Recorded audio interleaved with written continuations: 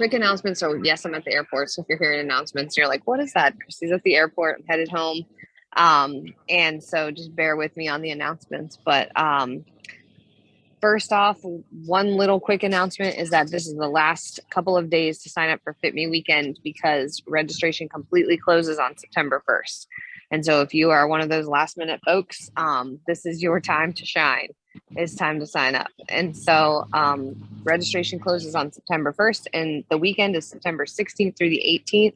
And I sent out a welcome packet last week that was like almost complete. The team gave it to me. And there was a couple blanks that needed to be filled in, but I sent it out because I was so excited. I was like, yes, the weekend's coming. So I sent it out to everybody, but there were a couple missing pieces. So watch for the final version to come out this week. And I think that's it for announcements. Let's get right to our topic of the week, which is about grocery shopping. It's how to simplify grocery shopping. But I want to make this specific to you guys who are on this call. And so, I mean, you guys took the time to be here live. So let's talk about this specific to you. And there's a couple things that I have in my mind, tips and tricks, because this is one of our reoccurring themes, right? Like at the end of the day, we're not going to reinvent the wheel here when we're trying to build like a solid, stable, healthy lifestyle. There's going to be things that we return to. And this is one of them, grocery shopping, because it's one of those things that are on repeat. And that, for me at least, like if I think about the time in my life where I was really not eating very well, my grocery shopping was also kind of a mess. They were both not great. And so changing how I shopped for groceries and simplifying it and making it more consistent actually really impacted how consistent I ate well. And I think for those of you who are already feeling a lot more confident about how you're eating, you can probably pinpoint a very specific change in how you do your shopping and how you do your food prep. And so I kind of wanted to tailor this to you guys on this call. So I've got 3 things that I'm going to give you that will help you with your grocery shopping. And then beyond that, we're just going to talk. And so thing number 1 is that one of the big myths about healthy eating is that there should be some like mixture of crazy variety every week. Like, oh, this week there's 17 new recipes and next week there's 17 new recipes and the next week there's 17 new recipes. That's just not accurate. Most of the time, people who eat well consistently come up with a, 8 to 10 go-tos that they put on repeat, maybe a few more, and then they just cycle them through. And so once you kind of create that stability, these are the things that my family likes to eat, then grocery shopping becomes a lot more simple because you're simply buying inside of those things. And so first things first, how to simplify grocery shopping is to bust the myth that you're supposed to be reinventing the wheel each week. You're not. Now, it doesn't mean that you can't change the flavor combinations and the variety and like how you present the food. All that stuff might change. But I'm telling you, 95% of what I order is 95% of what I order next week. It is very, very consistent.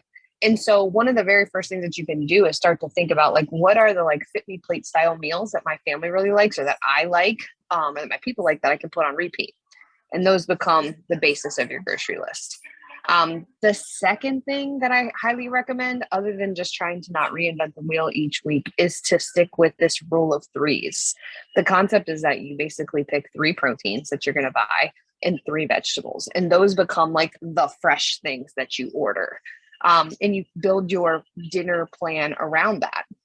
What that does, and a lot of people struggle with this when they very first start. I remember having this conversation with someone who started, it might have even been you, Carrie, who was saying like, you got so fired up when you first got going, you bought all this stuff and then a lot of it went bad because you buy all these different things and then you're frustrated because you just spent a bunch of money and didn't get to eat it all. And so that rule of 3s really helps with that because it tends to like set you up for success. You can always add more, but you're not ending up with a ton of stuff you're not going to eat. And when you go to the grocery store or when you're doing your list, you can be like, well, what are the 3 like primary proteins of the week? What are the 3 primary vegetables that I'm getting that are fresh vegetables? And then the other things are really more like restocking your pantry. Did you restock the rice? Did you restock, the other things that you use? But those are your like fresh go-tos, as well as some seasonings and stuff. So that's like tip number 2. Is that rule of 3, which can be really helpful. Um, Tip number 3 is to utilize our meal prep guide. So if you signed up for the challenge because you wanted that little bit of extra boost, we put a meal prep guide in there. And it has a system for how you should plan out your meals for the week and how you should grocery shop. So if you don't have that meal prep guide and you want it, we'll attach it when we send out the replay. We'll make sure everybody gets it in their app tomorrow. But it has a basic system for how to think through, like, what am I going to order for the week? And everything is always in context, right? Like, we're not trying to like just eat healthy in a vacuum. We've got a real life happening. We've got activities, adventures, travel, commitments, kids, family, people, parents, all these things that are a part of our moving pieces. And so we have to take those into context when we're planning our grocery list. We're not like planning in La La Land. And so simplifying it is actually requires considering what's coming up in your week, considering how you are going to plan your meals. And although that seems like extra steps, it actually simplifies, because at the end of the day, when we haven't thought through those things, it can feel very overwhelming. Like, I don't even know what to buy. I'm just going to get takeout. Or like, I don't even know what to buy. I need to sit down. It's going to take me forever and ever. And then we don't do the order, and then we end up eating out, or we end up like go to snacking all day kind of thing. And so these kind of like really simple like rules of thumb are kind of guidelines to help you make grocery shopping more simple. So first off, you're not going to reinvent the wheel. You don't need new things all the time. You're just going to reinvent sort of how you present them and maybe some flavor combinations, but you should be building up your go-tos. These are the things we like and we make very frequently. Second is that rule of threes. So using the rule of threes for grocery shopping can be incredibly helpful. And then last but not least is putting it in context.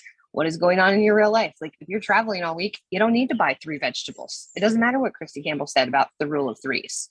If you're going to be on the road, why would you buy 3 fresh vegetables just for them to go bad in your fridge? You know, it always is a context. Like, why would you buy something that's going to take you 4 hours to put together when you don't have 4 hours to put anything together?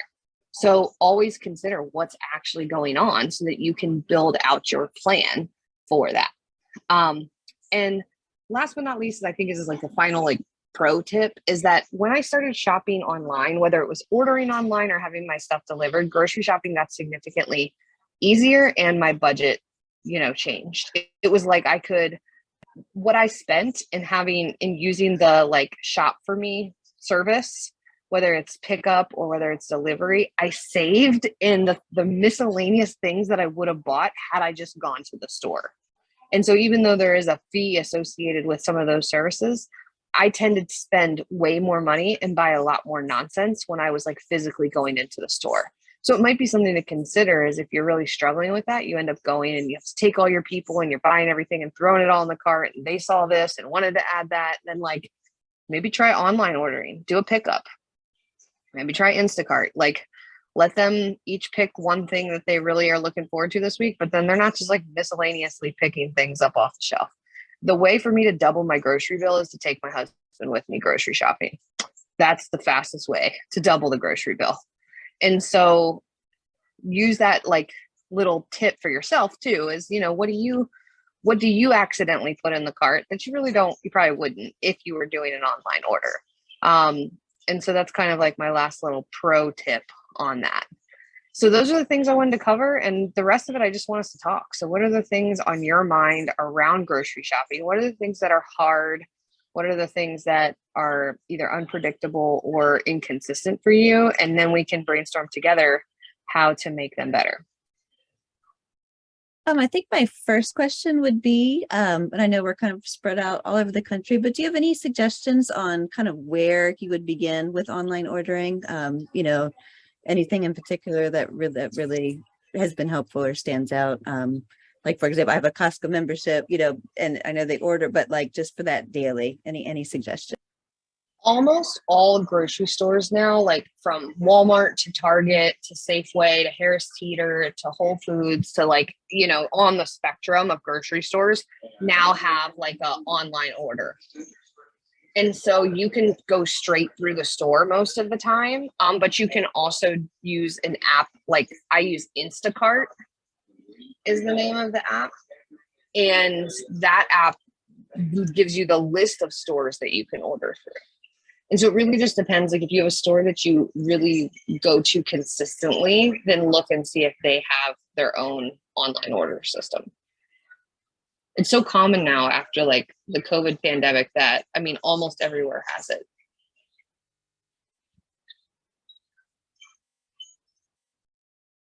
Thoughts or suggestions on that?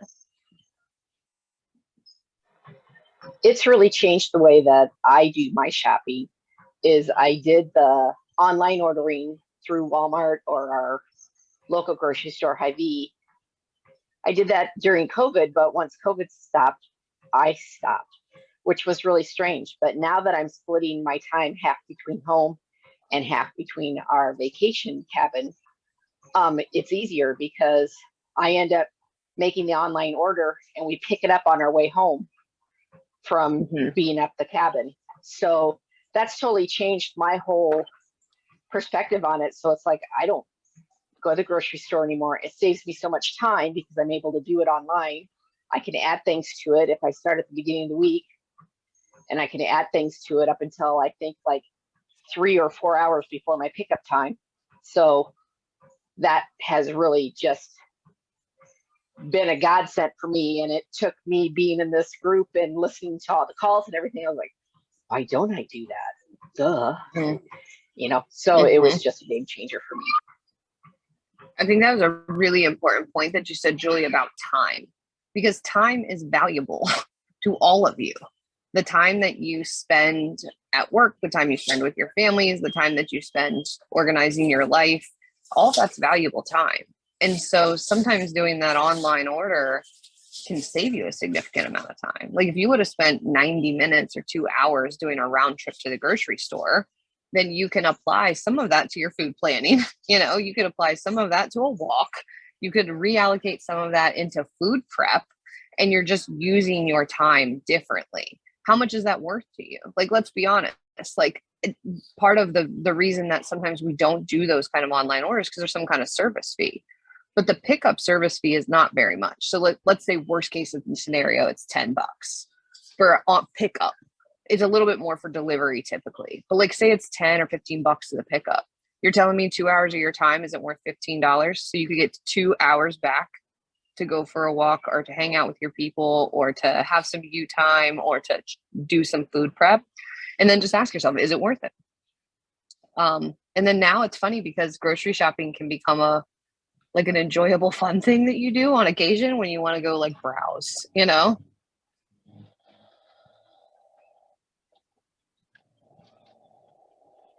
So that was a great point, Julie. Hey, Christy, are you able to hear me? Yeah. Hi, Paige. Where Cool. are you? Hi. I'm sitting at my house.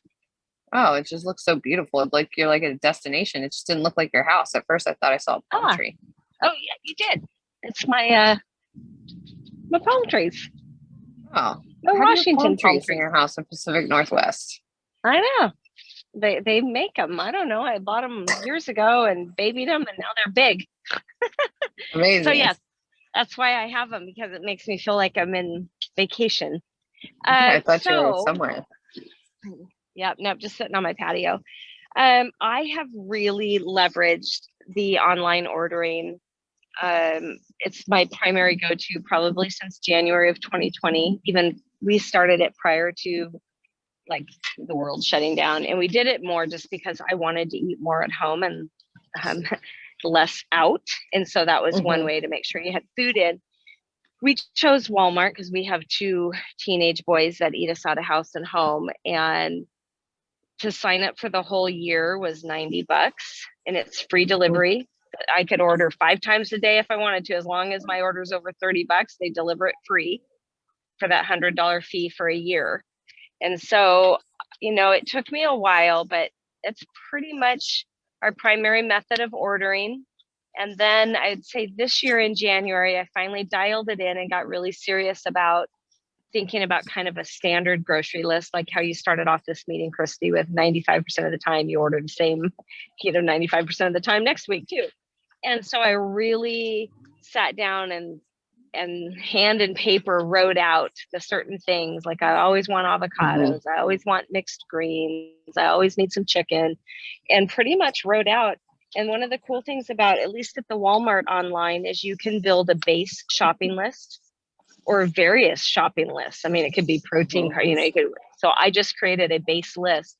And the best thing that I've done is when I've been on vacation, knowing I'm getting ready to return home, I'll go out online to my Walmart order. I'll click on my base list. I'll add everything to my shopping list and go through and go, oops, nope, don't need that. Don't need rice. Don't need that. Click order and have it delivered the day that I arrive home. So that all I have to do is bring in my luggage and pull in the groceries and put them in the fridge. And I am good and ready to go to start meal prepping and kind of just getting right back to it. That's so good, Paige. I like that you brought up another really good point, which is that when you do an online order, it saves your list a lot of the time. And it prompts you with like, do you want this again? And it reminds you. Yes, it does. You've ordered this 10 times. Did you need it this time? Yeah.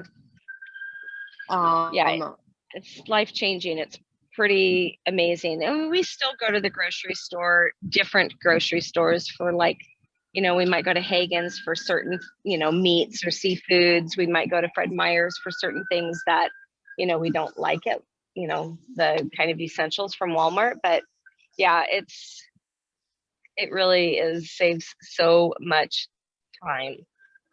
Mm-hmm. Yeah, that's a really great tip. I think what are some of the other things that make grocery shopping hard? Like, are there any in anybody's mind? Like, there's no wrong answer, but like, is there something that makes it hard for you? I know one of the things I probably used to say this myself, and I used to hear people often say, well, I don't know what I'm going to want to eat come this Friday. Mm-hmm. You know, like, you know, because I don't necessarily plan out everything I'm going to eat for the week, but, you know, I always have, I don't know, a good amount of protein to choose from depending on what we might feel like we want that night. I think that there's two things there. One is that you can give yourself permission to order twice. Depending on the size of your family, that might be a thing where you're going to need to do a midweek restock, and you might only need to plan out the first couple of days and then you plan from there. But oftentimes, and this is just me like coach intuition, when I am being indecisive, it's because I don't want to do the work. I don't want to plan it. And so then I'm like, I don't know what I'm going to want. I can't decide. And so I'm not going to do it. And then I'm like, well, I didn't decide on anything, so we better order out on Friday. And so sometimes just own that resistance. Like when you catch yourself in moments of resistance, like ask yourself what's really going on here. Is it a practical thing? Like I was talking about first, like, do you need to do 2 orders and that's legitimately how your household runs? Or are you just not wanting to plan it out because you don't like to plan it out? It takes work and effort to commit to like eating a healthy meal on Friday, and you're in a routine and a habit of just being tired on Friday and ordering whatever you want. And just kind of own whichever one it is.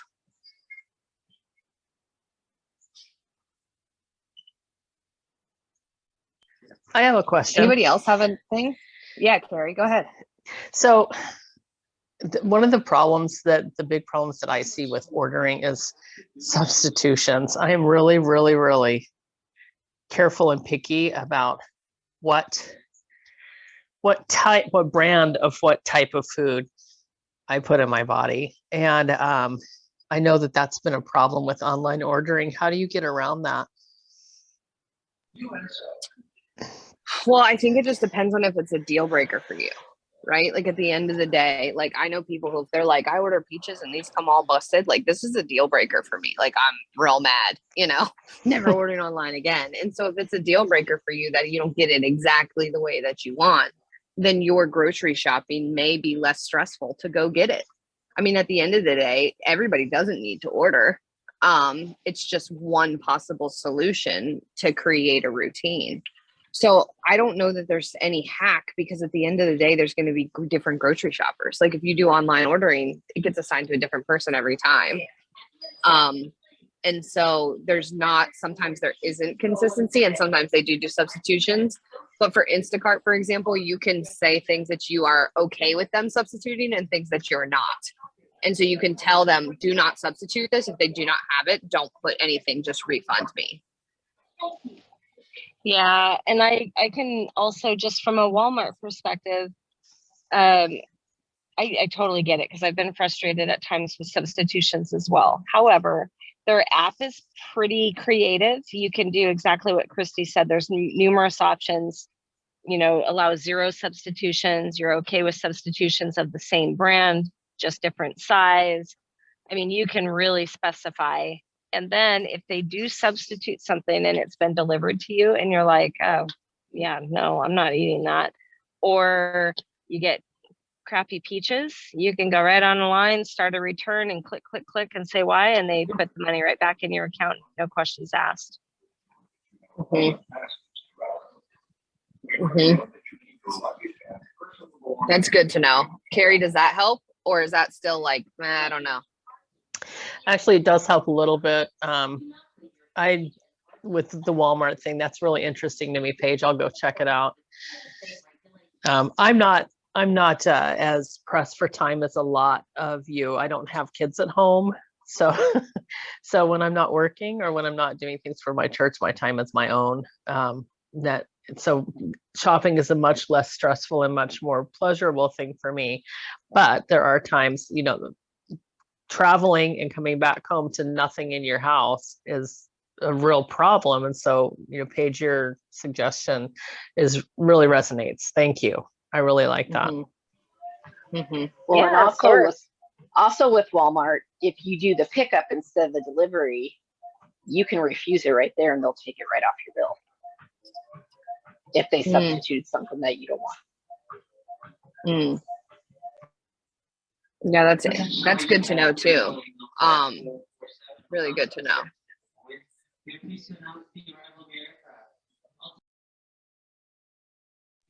What else, guys? I think, again, mine's just a personal point, that I have strong opinions with having children. That makes it that much more difficult to plan ahead and, not get the constant arguments and we're having what and blah, blah, blah. But that's, more just personal struggles of planning ahead. I know that there's a couple other people who have opinionated kids on here. I do. My boys are 13 and 11. So when my house isn't stocked with everything they imagine it should be, even if I bought $300 worth of groceries yesterday, sometimes they tell me there's no food in the house. It makes me insane. But what I try to do is include them at least a little bit in the discussion. And so I'm like, hey, we're doing this, this, and this. Is there something that you want to have for dinner this week? And if they don't answer me, then I'm like, you're not getting to complain later. Like, I asked you. And so if they ask for spaghetti or something, I get them spaghetti. And then I just plan like, okay, what do I want to do? Do I really want spaghetti? And if the answer is no, I just kind of figure my thing out. But at least including them in that is helpful. And then deciding if it's snack food, because I know that can be really problematic for people if like their kids are like, where's my 15 boxes of Oreos? I think it's going to be very individual. There's no like one size fits all, but if you slowly stop buying it, they will adjust. They will. And so it is one of those things where they may complain for a little while and then they just stop. They will eventually adjust. And so you can decide like, hey, I don't really mind if I have this in my house. It doesn't bother me and they can have it and they like it. But this other thing, like this really screws up my whole week. I'm not buying it anymore. Like you're a person in your house that matters. Like it's not just you serving everybody. And I have to tell myself that too. Like my vote matters. And we can go out and get blizzards. We don't have to have 14 tubs of ice cream here. Does that kind of help a little bit, Megan? That's sort of like a compromise. Absolutely. I think, and with everything, just kind of that's trickling down. So I think that's why I'm so just enamored with Fitme, because it's like I'm modeling, they're learning more. They're obviously developing better habits very quickly. So that just falls in line with everything. So thank you. Yeah. And I always tell my kids too, I'm like, there's certain foods that we can eat sometimes, and there's some stuff that we want to eat every day. And we don't want to eat this every day. Like we don't feel very good if we eat it every day.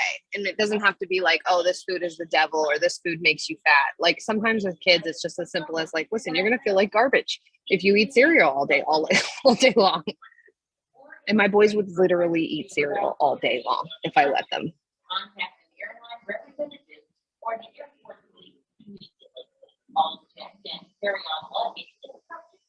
Cool.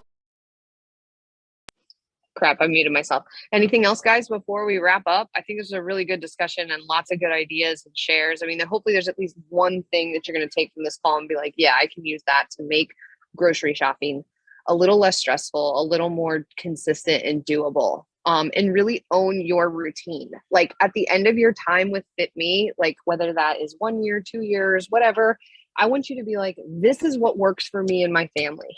I use this season of my life to figure it out and build a consistent routine of how to grocery shop and eat healthy food consistently in a way that works for me. And that might be different than how it works for Tabby and how it works for Paige or how it works for Carrie or Julie or Natika or Molly. Like everybody's going to have little tweaks, but there's going to be some core foundational things that I bet you'll see repeat.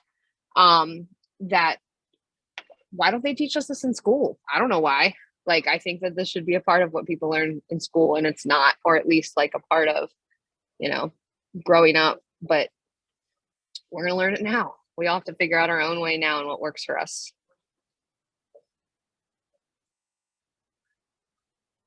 Cool, guys. Well, thanks for plugging in live. It's wonderful to see everybody's face. I'm going to do a quick picture. If you could turn on your camera just for like 2 seconds. I got my airport zone. Okay, so I'm going to do it twice. I got to scroll. Okay, so first one, and you don't know which one you are, so you have to smile for both. Okay, so all right, ready? 1, 2, 3, and then one more. All right, 1, 2, 3. All right, awesome, guys. Have a fantastic week. I will see you soon. And reach out if you need anything. Bye, guys. Good night. Safe travels. Thank you.